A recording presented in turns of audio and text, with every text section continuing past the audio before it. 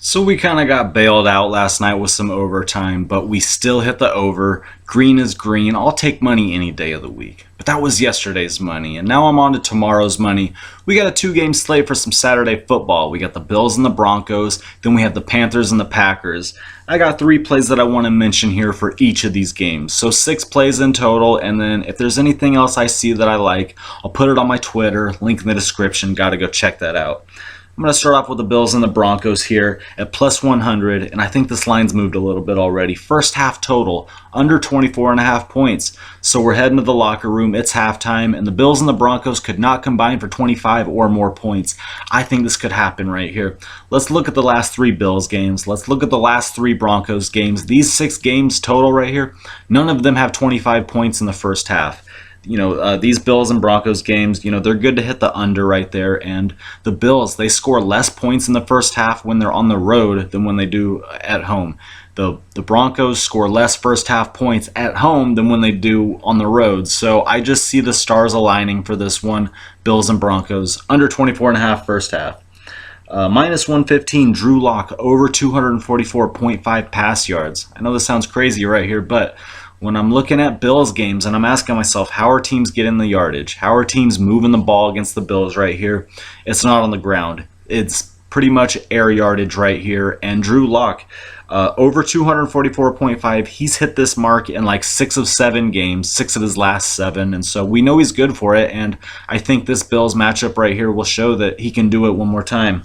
At minus 130, Melvin Gordon, under 57.5 rush yards. I know this sucks because, some of you guys really need him to go off in fantasy or something like that. Maybe he'll get receiving yards. Maybe he'll get goal line touches. But I just don't see running backs getting a lot of yardage against the Bills lately. And so this might be more of a week where Drew Lock airs it out than, handing it off. So those plays kind of correlate right there. So those are my 3 for the early game.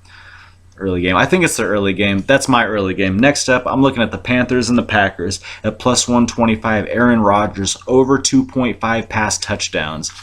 Aaron Rodgers having a killer season, no doubt.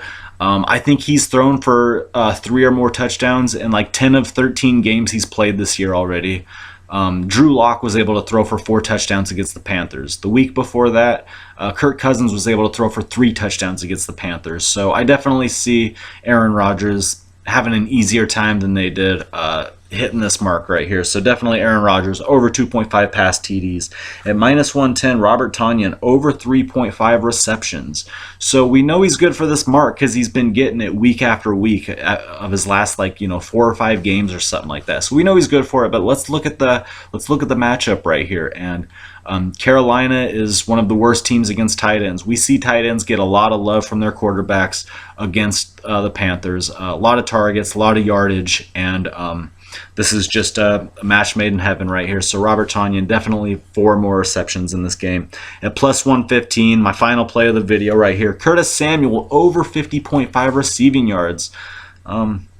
Now I'm looking at teams playing against Green Bay lately, and it seems like the leading receivers for each team against Green Bay is a slot receiver. Last week, I think Danny Amendola led the Lions in receiving yards, and the week before that, I think Greg Ward led the Eagles in receiving yards. So, I think Curtis Samuel could be Teddy Bridgewater's favorite target this Saturday against the Packers. So those are my 6 plays.